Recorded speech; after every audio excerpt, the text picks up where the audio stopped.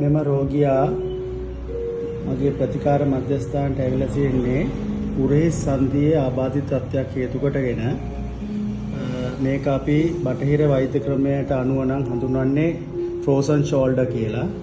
ආයුර්වේද ක්‍රමයට අනුව මේක අවබාහුක තත්ත්වයක් කියලා හඳුන්වනවා.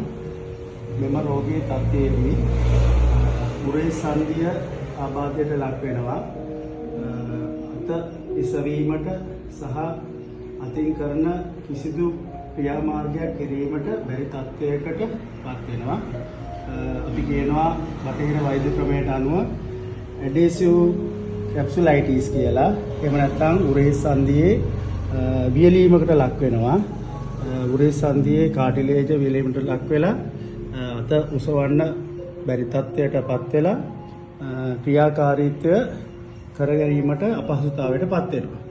ඉතින් මෙහිදී අපි සිදු කරන්නේ පාරම්පරික වෛද්‍ය ක්‍රමයට අනුව අප සතුව තියෙනවා බුරුල්කාරක තෛල වර්ග සහ විවිධ පත්තු වර්ග තියෙනවා.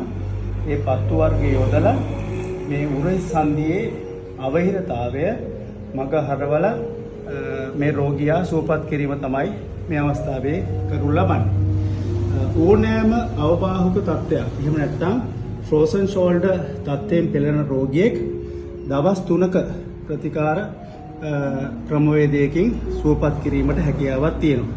එළ පාරම්පරික වෛද්‍ය ක්‍රමයට අනුව තෙල් වර්ග, පත්තු වර්ග භාවිතා කරලා ඊට අමතරව බෞද්ධ චිකිත්සක ක්‍රම මගින් ව්‍යායාම කරලා ඕනෑම අවබාහුක තත්ත්වයක් එහෙම නැත්නම් ෆ්‍රෝසන් ෂෝල්ඩර් තත්ත්වයෙන් පෙළෙන රෝගියෙක් දින 3ක ප්‍රතිකාර ක්‍රමයකින් සුව කිරීමේ හැකියාවක් පවතිනවා.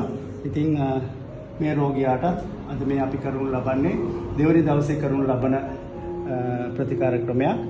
ගොඩක් සුව අතරපත් වෙලා තියෙනවා. තව එක් දිනයක ප්‍රතිකාර කිරීමෙන් අනතුරුව මේ රෝගියා සම්පූර්ණ වශයෙන් සුවය ලබා දීමට හැකියාවක් තියෙනවා.